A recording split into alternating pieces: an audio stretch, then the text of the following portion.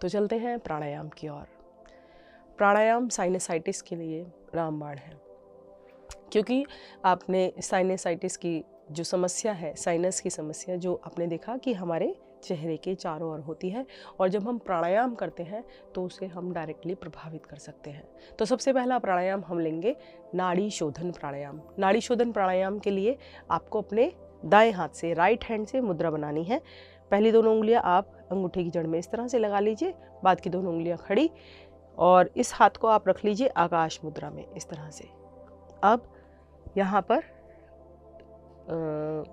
दाई नासिका पर अंगूठे को रखिए और बाईं ओर से धीरे धीरे श्वास भरना प्रारंभ कीजिए।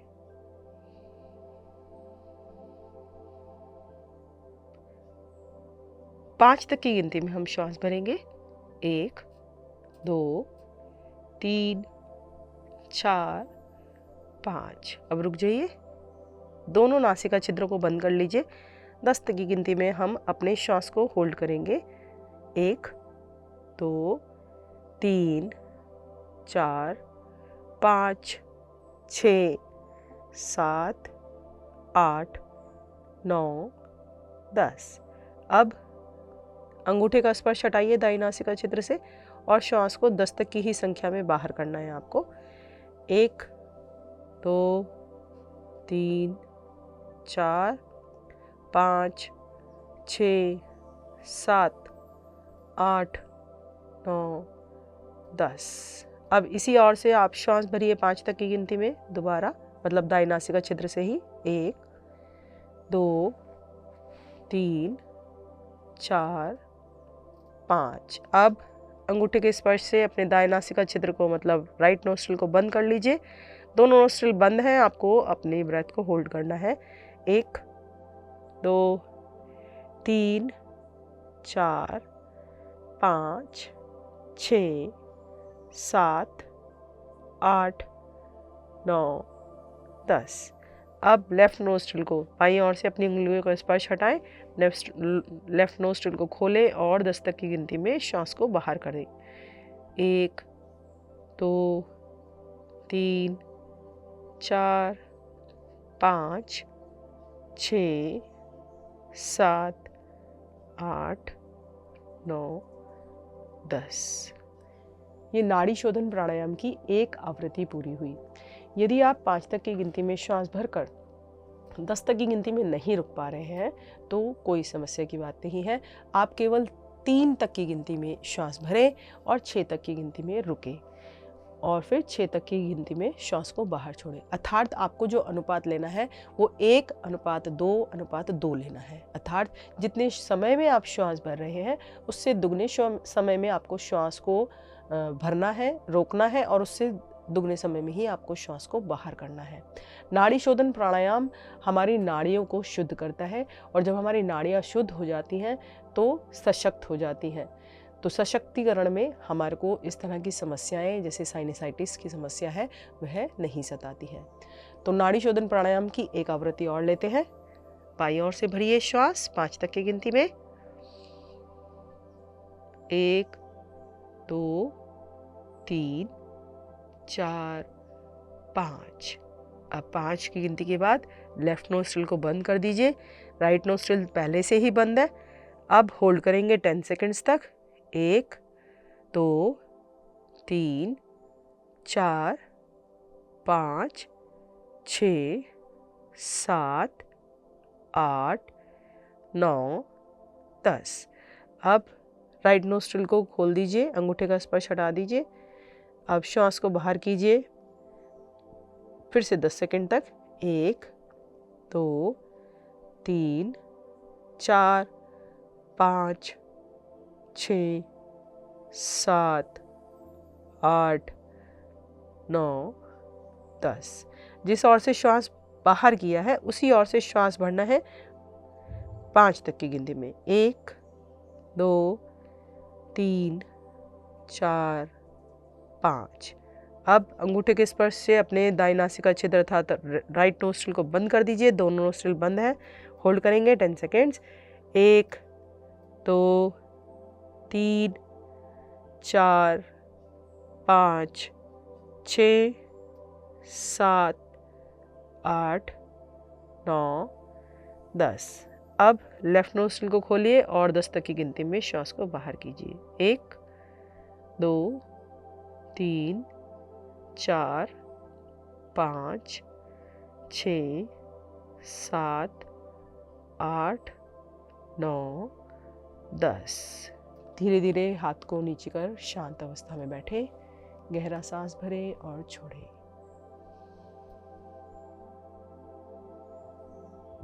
नाड़ी शोधन की आपको कम से कम 10 आवृत्ति अवश्य दोहरानी है। 10 से धीरे धीरे आप अभ्यास को बढ़ाएं और 15 और 20-25 तक ले जाएं। तो चलते हैं अपने अगले प्राणायाम पर। अगला प्राणायाम है हमारा भस्त्रिका प्राणायाम। भस्त्रिका प्राणायाम के लिए आप वज्रासन में बैठें।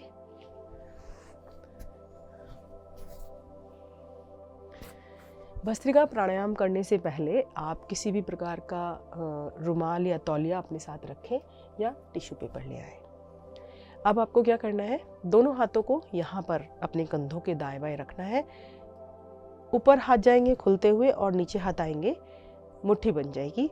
और जब नीचे की तरफ आप अपने हाथ को लाएंगे तो श्वास को वेग से बाहर फेंकेंगे। कैसे? ठीक है, तो हम इसकी 5 आवृत्तियां करेंगे 10-10 के गिनती में। कैसे करना है, चलिए। आंखें आप बंद कर सकते हैं, आंखें बंद कीजिए। आप श्वास आपको बलपूर्वक नहीं लेना है, सिर्फ श्वास को बाहर फेंकना है। ठीक है, जितना भी आपके अंदर श्वास जाएगा वो ऑटोमेटिकली इन होगा। ब्रीथ को आउट करना है। चलिए कैसे, 1, 2,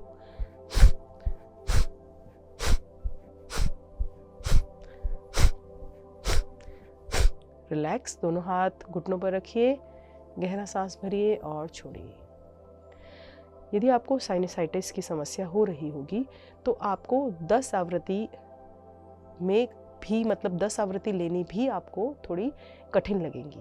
और जब धीरे धीरे आपकी ये समस्या ठीक हो जाए तो आप एक बारी में 20 तक की इस आवृत्ति को ले जाए। फिर से दोनों हाथों को लाएंगे कंधों के दाएं बाएं। अब 1, 2, श्वास को बाहर फेंकिए।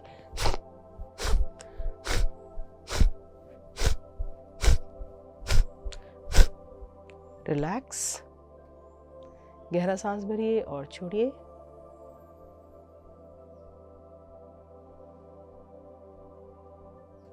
फिर से दोनों हाथों को लाइए कंधे के दाएं बाएं। 1, 2, 3, 4, 5, 6, 7, 8, 9, 10। रिलैक्स, गहरा सांस भरें और छोड़ें। और हाथों में कोई भी वाइब्रेशन अगर आपको फील हो रही है तो उसे देखें बंद आंखों में।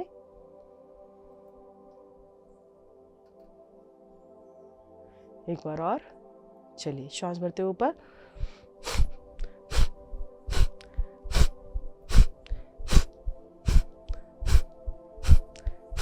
रिलैक्स। दोनों हाथ घुटनों पर, गहरा सांस भरें और छोड़ें।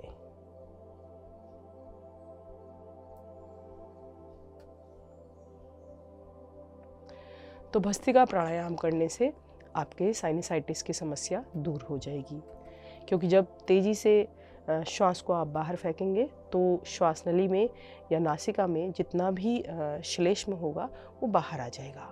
तो चलिए करते हैं अगला प्राणायाम। अगला प्राणायाम है भ्रामरी प्राणायाम। भ्रामरी प्राणायाम हमारे तंत्रिका तंत्र को ऊर्जान्वित करता है। तो किस प्रकार करना है, पहली दोनों उंगलियां पलकों पर रख लीजिए, तीसरी नासिका पर, चौथी ठोड़ी पर, कान अंगूठों से बंद, कोहनियाँ बिल्कुल आसन के समानांतर होगी। और जब कान आप बंद कर लेंगे तो आपको भ्रमरे की तरह गुंजन करना है, या फिर जब हम ओम का उच्चारण करते हैं तो लास्ट में जो म का साउंड होता है उस तरह की ध्वनि आपको अपने अंदर सुननी है। तो श्वास भरिए, इसको हम 5 बार करेंगे। श्वास भरे,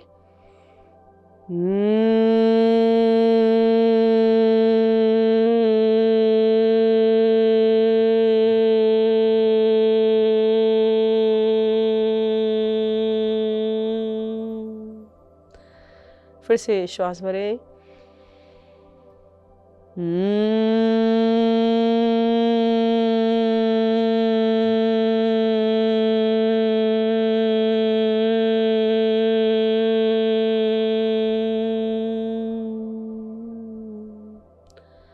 फिर से श्वास भरें तीसरी बार के लिए।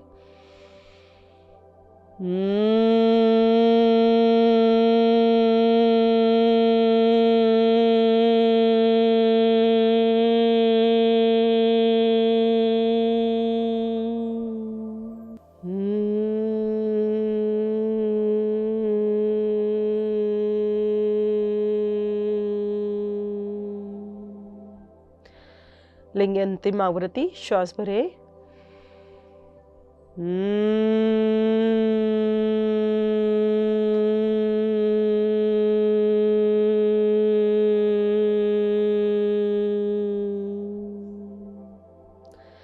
धीरे धीरे दोनों हाथ नीचे, आंखें एकदम ना खोलें। भ्रामरी प्राणायाम के अभ्यास के बाद तुरंत अपने नेत्रों को ना खोलें। गहरा सांस भरें और छोड़ें।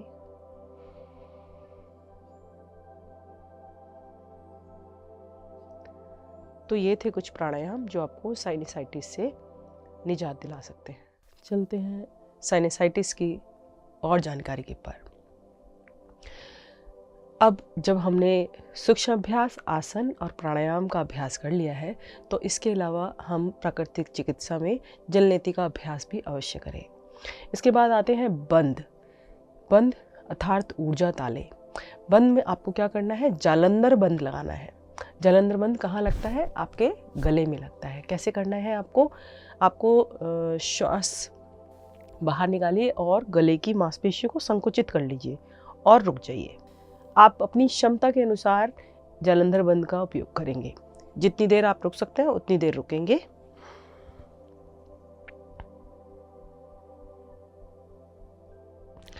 जब आपको लगे श्वास भरने की आवश्यकता है तो गर्दन को सीधा करिए, श्वास भरिए और फिर से जालंधर बंद लगाइए। जालंधर बंद आप श्वास को खाली कर, श्वास को भर कर किसी भी प्रकार से लगा सकते हैं। दोनों के अपने अपने लाभ हैं। जालंधर बंद के बाद बात आती है मुद्रा की। हस्त मुद्राओं का भी बहुत महत्व है किसी भी बीमारी को दूर करने में।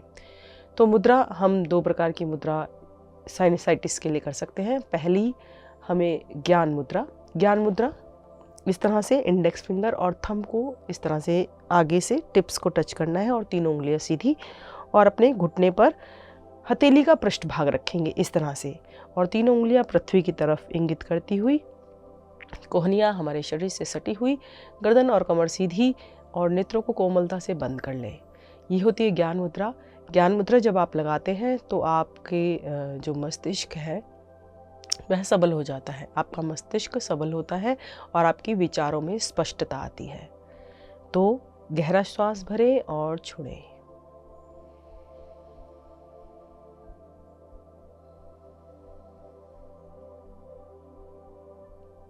साइनसाइटिस के लिए दूसरी मुद्रा है वरुण मुद्रा। वरुण मुद्रा कैसे लगानी है? आपको स्मॉल फिंगर और अपने थंब को टच करना है इस तरह से, और बाकी की तीनों उंगलियों को सीधा करना है। इस प्रकार यह आपके शरीर में जल की मात्रा को संतुलित करता है। श्वास भरें और छोड़ें।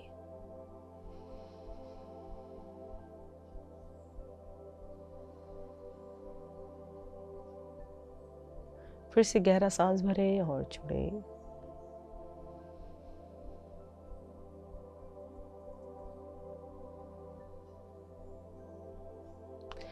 मुद्राओं में सबसे अच्छी बात है कि आप अपने दाएं हाथ से कोई भी कार्य कर रहे हैं तो बाएं हाथ से आप मुद्रा का उपयोग कर सकते हैं। जिस प्रकार आप अपना ध्यान लगाते हैं उसी प्रकार आप अपने बाएं हाथ से या दाएं हाथ से किसी भी प्रकार से एक मुद्रा को बना के रख सकते हैं।